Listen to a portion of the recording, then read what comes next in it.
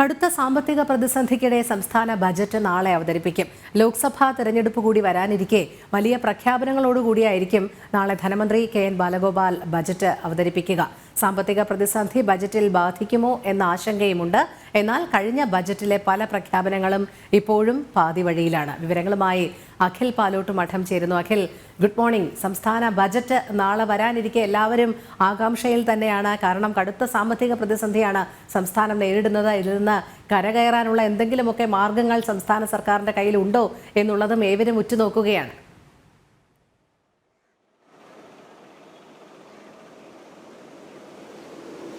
Rohini, good morning. Very good morning. കാരണം നാളെ ചിലപ്പോൾ ബഡ്ജറ്റ് അവതരിപ്പിച്ചതിനു ശേഷം വലിയ ഗുഡ് മോർണിംഗ് ഒന്നും പറയാനൊരു അവസരം കേരളത്തിലെ മലയാളികൾക്കുണ്ടാകാൻ ഒരു സാധ്യത വളരെ കുറവാണ് എന്നതാണ് നമുക്ക് ഈ ഘട്ടത്തിൽ മനസ്സിലാക്കാൻ സാധിക്കുന്നത്. ഞാൻ തുടക്കത്തിൽ തന്നെ അങ്ങനെ പറയാനൊരു കാരണം, സംസ്ഥാനം വലിയ സാമ്പത്തിക പ്രതിസന്ധി നേരിടുന്നുണ്ട്. ഏകദേശം 2,22,000 കോടി രൂപയുടെ ആഭ്യന്തര കടമാണ് നിലവിൽ കഴിഞ്ഞ ദിവസം പുറത്ത് ധനമന്ത്രി നിയമസഭയിൽ മേശപ്പുറത്ത് വെച്ച സാമ്പത്തിക റിപ്പോർട്ടിൽ പറയുന്നത്. അതിൽ അത്രയും അധികം കടബാധ്യത നിൽക്കുമ്പോൾ പക്ഷേ വരാൻ മുൻപന്തിയിലൊരു ലോക്സഭാ തെരഞ്ഞെടുപ്പ് അടുക്കം നിൽക്കുന്നത് കൊണ്ട് വലിയ മാജിക്കുകളൊക്കെ ചിലപ്പോൾ ബാലഗോപാലിന്റെ ഭാഗത്ത് നിന്ന് ഉണ്ടാകാനുള്ള ഒരു സാധ്യതയും നിലനിൽക്കുന്നുണ്ട്. എന്തായാലും നാളെ നടക്കുന്ന സംസ്ഥാന ബഡ്ജറ്റ് അത് ഏറെ നിർണായകമായിട്ടുള്ള ഒരു കാര്യമാണ്. കാരണം സംസ്ഥാനത്തെ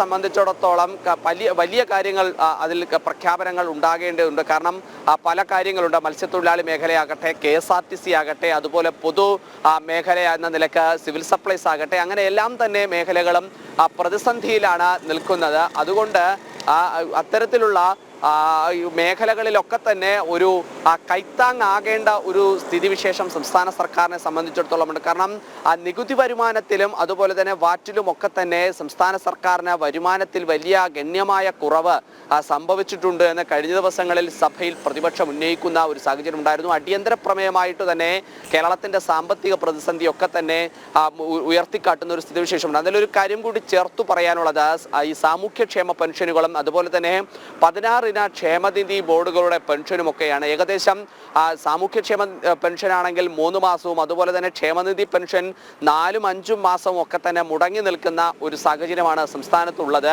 1,600 രൂപ എന്ന പെൻഷൻ തുക വർദ്ധിപ്പിച്ചുകൊണ്ട് അതിനെയൊക്കെ മറികടക്കാനുള്ള ഏതെങ്കിലും ഒരു പ്രഖ്യാപനം മന്ത്രിയുടെ ഭാഗത്തു നിന്നുണ്ടാകുമോ എന്നതും ഏറെ ശ്രദ്ധേയമായി കാണേണ്ട ഒരു കാര്യം തന്നെയാണ്. കാരണം നേരത്തെ നമ്മൾ സൂചിപ്പിച്ചതുപോലെ സംസ്ഥാനത്തുണ്ടാകുന്ന ഈ സാമ്പത്തിക പ്രതിസന്ധി കേന്ദ്രത്തിന്റെ മാത്രം തലയിൽ കെട്ടിവെച്ച് ഊരാനുണ്ടായ ബാലഗോപാലിന്റെയും സർക്കാരിന്റെയും ഒക്കെ തന്നെ ആ നയങ്ങളെ കഴിഞ്ഞ ദിവസങ്ങളിലൊക്കെ തന്നെ പ്രതിപക്ഷമടക്കമുള്ള BJP അടക്കമുള്ള രാഷ്ട്രീയ പാർട്ടികൾ വലിയ കണക്കുകൾ നിരത്തി തന്നെ അതിനെ ഖണ്ഡിക്കുന്ന ഒരു സ്ഥിതിവിശേഷം ഉണ്ടായിരുന്നു. കഴിഞ്ഞ ഒരു ദിവസം കേന്ദ്ര ധനമന്ത്രി കേരളത്തിലെത്തുമ്പോൾ കണക്കുകൾ സഹിതമാണ് നിരത്തി മാധ്യമങ്ങൾക്ക് മുമ്പിൽ ആ കണക്കുകൾ അവതരിപ്പിക്കുന്ന ഒരു സ്ഥിതിവിശേഷം ഉണ്ടായിരുന്നു. കേരളത്തിന് ചോദിച്ചതിലും അധികം തുക നൽകിയിട്ടുണ്ട്. പക്ഷേ ഇത് സംസ്ഥാന സർക്കാരിന്റെ ധൂർത്തുകൊണ്ടും കെടുകാര്യസ്ഥത കൊണ്ടും മാത്രമുണ്ടായ ഒരു സാമ്പത്തിക പ്രതിസന്ധിയാണ് എന്ന തരത്തിലേക്ക് കാര്യങ്ങൾ പോകുന്ന ഒരു സ്ഥിതിവിശേഷമുണ്ട്. എന്തായാലും നാളെ നടക്കുന്ന ബഡ്ജറ്റ് സർക്കാരിനെ സംബന്ധിച്ചിടത്തോളം നിർണായകമാണ്,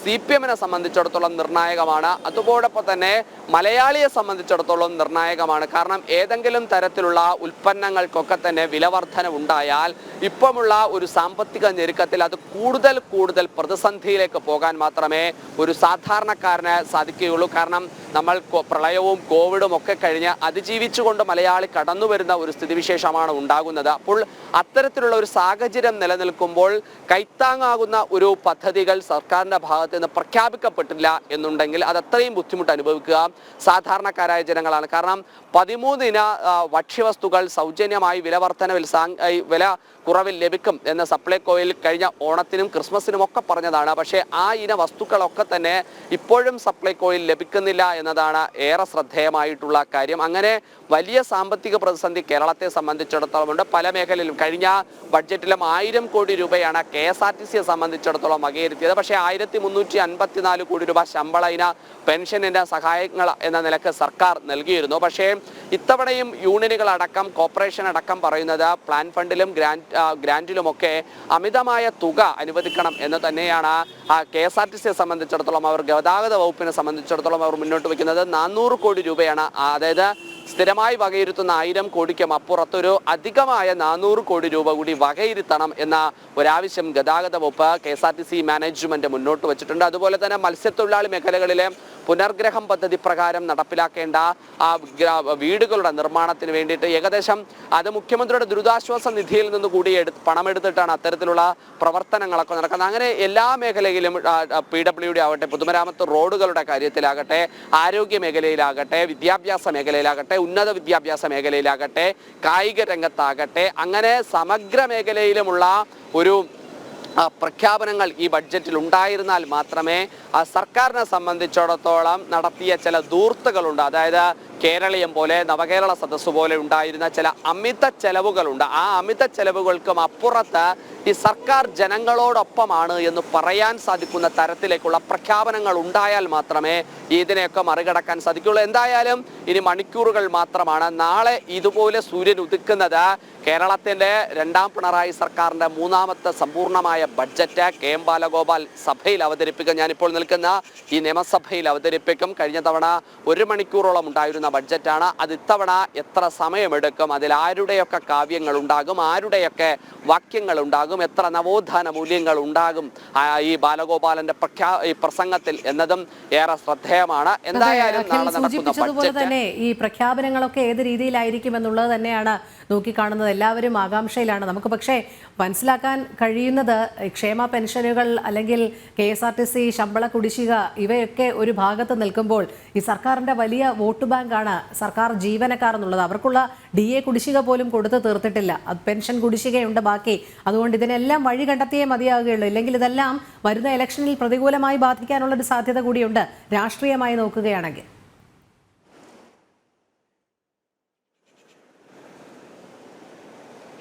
രോഹിണി, അതാണ് ഞാൻ സൂചിപ്പിച്ചു വന്നത്. അതാണ് ഞാൻ ഓരോ വകുപ്പുകൾ തന്നെ പറഞ്ഞത്. വിദ്യാഭ്യാസമായാലും, ആരോഗ്യമായാലും, കായികമായാലും, സപ്ലൈകോയാലും, അങ്ങനെ ഓരോ വകുപ്പിലും നേരിടുന്ന പ്രശ്നങ്ങളുമുണ്ട്. അതോടൊപ്പം തന്നെയാണ് സർക്കാർ ജീവനക്കാരും. ഇവരും ആ ഒരു സിസ്റ്റത്തിന് ഭാഗത്തിനകത്ത് പെടുന്ന ആൾക്കാർ തന്നെയാണ് സർക്കാർ ജീവനക്കാരും എന്ന് പറയുന്നത്. കാരണം അവരെ സംബന്ധിച്ചിടത്തോളം ലീവ് സിലിണ്ടർ ഉണ്ട്, DA കുടിശ്ശികയുണ്ട്, അതുപോലെ തന്നെ മെഡിസിറ്റി സംവിധാനം. അത് കഴിഞ്ഞ ദിവസങ്ങളിൽ പ്രതിപക്ഷ സംഘടനകൾ ആകമാനം ഒരുമിച്ച് നിന്നുകൊണ്ടുള്ള ഒരു പണിമുടക്ക് പോലും സംസ്ഥാനത്ത് ഉണ്ടാകുന്ന ഒരു സ്ഥിതിവിശേഷം ഉണ്ടായിരുന്നു. അങ്ങനെ ഒരു ചരിത്രത്തിൽ ഉണ്ടായിട്ടില്ല. എല്ലാ യൂണിയനുകളും ഒരു ദിവസം പണിമുടക്ക് പ്രഖ്യാപിക്കുക എന്നുള്ള ഒരു തരത്തിലേക്കൊന്നും പോയിട്ടില്ല. അപ്പോൾ ആ തരത്തിലേക്കുള്ള പണിമുടക്കടക്കം പ്രഖ്യാപിക്കുന്ന ഒരു സ്ഥിതിവിശേഷത്തിലേക്ക് സർക്കാർ ജീവനക്കാർ തന്നെ എത്തുന്നു. ആ നേഴ്സിംഗ് മേഖലയിലുള്ള ജീവനക്കാരുടെ പെൻഷൻ സംബന്ധിച്ചിട്ടുള്ള കാര്യങ്ങൾ, അതുപോലെ കഴിഞ്ഞ തവണ പ്രഖ്യാപിച്ചിട്ടുള്ള മാധ്യമപ്രവർത്തകരുടെ ഒക്കെ തന്നെ ക്ഷേമ പെൻഷൻ്റെ ഒക്കെ കാര്യങ്ങൾ, അങ്ങനെ നിരവധിയായിട്ടുള്ള പ്രതിസന്ധികൾ സർക്കാരിനെ സംബന്ധിച്ചിടത്തോളം ഉണ്ട്. ഇന്നത്തെ ദിവസം ബാലഗോപാലിനെ സംബന്ധിച്ചിടത്തോളം അത് നിർണായകമായ ദിവസമാണ്. നാളെ എന്തെല്ലാം മാജിക്കാണ്, എന്ത് കരവിരുതാണ് ബഡ്ജറ്റിൽ ഉണ്ടാവുക എന്ന ഒരു പ്രധാനപ്പെട്ട ദിവസം കൂടി തന്നെയാണ് രോഹിണി ഇന്ന് ഉണ്ടാവുന്നത്. കാരണം ഞാൻ നേരത്തെ സൂചിപ്പിച്ചുള്ള രാഷ്ട്രീയം അതിൽ ഏറ്റവും പ്രധാനപ്പെട്ട ഒരു ഘടകമാണ്. ചിലപ്പോൾ ഒരു മാസങ്ങൾക്കുള്ളിൽ തന്നെ വരാനിരിക്കുന്ന ലോക്സഭാ തെരഞ്ഞെടുപ്പ് CPM-നെ സംബന്ധിച്ചിടത്തോളം, LDF-നെ സംബന്ധിച്ചിടത്തോളം അത് നിർണായകമാണ്. 20 ലോക്സഭാ മണ്ഡലങ്ങളിൽ ഏകദേശം 2 പാർലമെന്റ് അംഗങ്ങൾ മാത്രമാണ് നിലവിൽ LDF-നുള്ളത്. ആലപ്പുഴയിലും അതുപോലെ തന്നെ കോട്ടയത്തും. അത് കോട്ടയത്ത് തെരഞ്ഞെടുപ്പല്ല, അത് മുന്നണി മാറ്റത്തിൽ ജോസ് കെ മാണി തിരിച്ച് LDF-ലേക്ക് വരുമ്പോൾ ഉണ്ടായ ഒരു പാർലമെന്റ് അംഗമാണ്. അപ്പോൾ ഒരു തരി കനലിൽ നിന്നും കേരളത്തിൽ കൂടുതൽ സീറ്റുകളിലേക്ക് പോകാനുള്ള ഒരു പ്രഖ്യാപനം കൂടി ഈ ബഡ്ജറ്റിൽ ഉണ്ടാകണം. കാരണം നവകേരള സദസ്സിൽ ആകെയൊക്കെ ഈ സർക്കാരിന്റെ വികസന പദ്ധതികളായിരുന്നു മന്ത്രിമാരൊക്കെ തന്നെ പ്രസംഗിച്ചു നടന്നത്. കാരണം ആ പരാതികൾ കേൾക്കുന്നതിലും പരിഭവങ്ങൾ കേൾക്കുന്നതിലും ജനങ്ങളുടെ പ്രശ്നങ്ങളിൽ നടപടി ഉണ്ടാകുന്നതിനും അപ്പുറത്ത് ഈ സർക്കാരിന്റെ വികസന പദ്ധതികൾ പ്രസംഗിക്കാനായിരുന്നു മന്ത്രിമാർ തന്നെ നേരിട്ടെത്തുന്ന ഒരു സ്ഥിതിവിശേഷം ഉണ്ടായത്. അതുകൊണ്ട് എന്തായാലും വരാനിരിക്കുന്ന ലോക്സഭാ തെരഞ്ഞെടുപ്പ് അത് CPM-നെയും സംബന്ധിച്ചിടത്തോളം LDF-നെ സംബന്ധിച്ചിടത്തോളം നിർണായകമാണ്. ആ നിർണായകമായ തെരഞ്ഞെടുപ്പിന്റെ ഒരു തുടക്കം എന്ന നിലക്ക് തന്നെ നമുക്ക് ഈ ബഡ്ജറ്റിനെ കൂടി കാണേണ്ടി വരും. അത്രമാത്രമുള്ള ഒരു പ്രഖ്യാപനങ്ങൾ ഈ ബഡ്ജറ്റിൽ ഉണ്ടായില്ല എന്നുണ്ടെങ്കിൽ ലോക്സഭാ തെരഞ്ഞെടുപ്പിൽ അത് പ്രതിപക്ഷത്തിന് ആയുധമാക്കാനുള്ള വലിയ ഒരു വഴിയായി അത് തുറന്നു വെക്കും. കാരണം കഴിഞ്ഞ ദിവസം കേന്ദ്ര ബഡ്ജറ്റ് ഉണ്ടായിരുന്നു, അതിൽ വലിയ പ്രഖ്യാപനങ്ങൾ ഉണ്ടായിരുന്നു, വലിയ ക്ഷേമ പദ്ധതികളൊക്കെ തന്നെ നിർമ്മലാ സീതാരാമൻ പ്രഖ്യാപിക്കുന്ന ഒരു സ്ഥിതിവിശേഷം ഉണ്ടായിരുന്നു. പക്ഷേ ആ പ്രഖ്യാപനങ്ങൾ പേരുമാറ്റി കേരളത്തിൽ പ്രഖ്യാപിക്കാൻ പറ്റാത്ത തരത്തിലാണ് ഇത്തവണത്തെ നിർമ്മലാജിയുടെ ബഡ്ജറ്റ് അവതരണം ഉണ്ടായിരുന്നത്. അതുകൊണ്ട് എന്തായാലും ബാലഗോപാലിനെ സംബന്ധിച്ചിടത്തോളം നാളത്തെ ബഡ്ജറ്റ് അത് അദ്ദേഹം കൂടി പ്രതിനിധാനം ചെയ്യുന്ന പാർട്ടിയെ കൂടി സംരക്ഷിച്ചു പിടിക്കുന്ന തരത്തിലായിരിക്കും എന്നതാണ് നമുക്ക് ഈ ഘട്ടത്തിൽ മനസ്സിലാക്കാനും പ്രതീക്ഷിക്കാനും സാധിക്കുന്നത്. എന്തായാലും നാളെ രാവിലെ ഈ സമയമൊക്കെ 9 മണിക്കാണ് രാവിലെ സഭാ സമ്മേളനം ആരംഭിക്കുന്നത്. എന്തായാലും ഏകദേശം ഒരു 8-8:30 മണിയോടുകൂടി തന്നെ ബാലഗോപാൽ അദ്ദേഹത്തിൻ്റെ വസതിയിൽ നിന്നും സഭയിലേക്ക് ഇറങ്ങും എന്നതാണ് നമുക്ക് മനസ്സിലാക്കാൻ സാധിക്കുന്നത്. അദ്ദേഹം നിയമസഭയിലെത്തി 9 മണിക്ക് ആദ്യം തന്നെ ബഡ്ജറ്റ് പ്രസംഗം തന്നെയാണ് വച്ചിരിക്കുന്നത്. ആ ബഡ്ജറ്റ് പ്രസംഗം 9 മണിക്ക് ആരംഭിക്കുന്ന ബഡ്ജറ്റ് പ്രസംഗം എത്ര മണിവരെ ഉണ്ടാകും എന്നതാണ്. അത് 1 മണിക്കൂറായിരിക്കുമോ അല്ലെങ്കിൽ കഴിഞ്ഞ തവണത്തെ പോലെ ഏറ്റവും ദൈർഘ്യമേറിയ ഒരു ബഡ്ജറ്റ് പ്രസംഗം ഉണ്ടാകുമോ എന്നതും നമുക്ക് അറിയേണ്ടിയിരിക്കുന്നു. എന്തായാലും ആ ബഡ്ജറ്റ് പ്രസംഗം കഴിയുമ്പോൾ കേരളത്തിലെ മലയാളി നിവർന്നു നിൽക്കുമോ അതോ വീണ്ടും അധികം ഭാരം ആ മലയാളി ചുമക്കേണ്ടി വരുമോ എന്ന് നമുക്ക് മനസ്സിലാക്കാൻ സാധിക്കും. മൂക്കറ്റം കടത്തിൽ തന്നെയാണ് സംസ്ഥാന സർക്കാർ. കടം വാങ്ങി ശമ്പളവും പെൻഷനും നൽകേണ്ടുന്ന ഒരു സാഹചര്യത്തിൽ തന്നെയാണ് ഇപ്പോൾ നിലവിലുള്ളത്. എന്തായാലും നാളത്തെ ബജറ്റിൽ മുഖം രക്ഷിക്കാനുള്ള തന്ത്രങ്ങൾ മെനഞ്ഞേ മതിയാകുകയുള്ളൂ. അല്ലാതെ മറ്റു വഴികളൊന്നുമില്ല സംസ്ഥാന സർക്കാരിനെ സംബന്ധിച്ചിടത്തോളം. പതിവ് പോലെ കേന്ദ്ര സർക്കാരിനെ കുറ്റം പറയുക അല്ലെങ്കിൽ പഴിചാരുക എന്നുള്ളതിൽ കടക്കാനുള്ള സാധ്യതയും കാണുന്നുണ്ടോ അഖിൽ?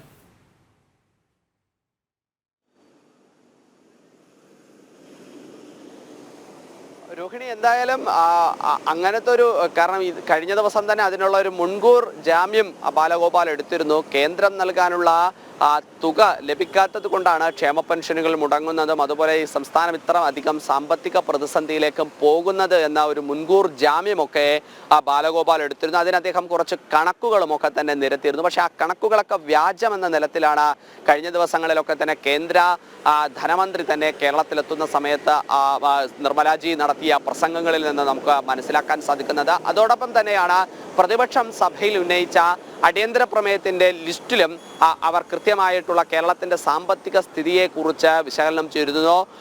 PC വിഷ്ണുനാഥ് MLA ആണ് ഈ അടിയന്തര പ്രമേയം അവതരിപ്പിച്ചിട്ടുണ്ടായിരുന്നത്. അപ്പോൾ അങ്ങനെ നിൽക്കുന്ന ഒരു സാഹചര്യമുള്ളത് കൊണ്ട് കേന്ദ്രത്തെ മാത്രം പഴിചാരിക്കൊണ്ട് ഒരു രക്ഷപ്പെടൽ അത് ഉണ്ടാകാൻ സാധ്യതയില്ല. കാരണം അത്രമാത്രം ഒരു ലഘൂകരിച്ചുകൊണ്ട് അല്ലെങ്കിൽ അത്രയും ലളിതമായ രീതിയിൽ പറഞ്ഞുകൊണ്ട് പ്രഖ്യാപനങ്ങളിൽ ഒതുക്കി നിർത്താനും ഇത്തവണ ബഡ്ജറ്റ് അവതരണത്തിൽ ബാലഗോപാലിന് കഴിയില്ല എന്നതാണ് ഈ ഘട്ടത്തിൽ നമുക്ക് മനസ്സിലാക്കാൻ സാധിക്കുന്നത്. രോഹിണി, ശരി. സംസ്ഥാന ബജറ്റ് നാളെ ഏറെ പ്രതീക്ഷയോടെയാണ് സംസ്ഥാനം നോക്കിക്കാണുന്നത്. അഖിൽ പാലോട്ട് മഠമാണ് വിശദമായ വിവരങ്ങൾ നൽകിയത്.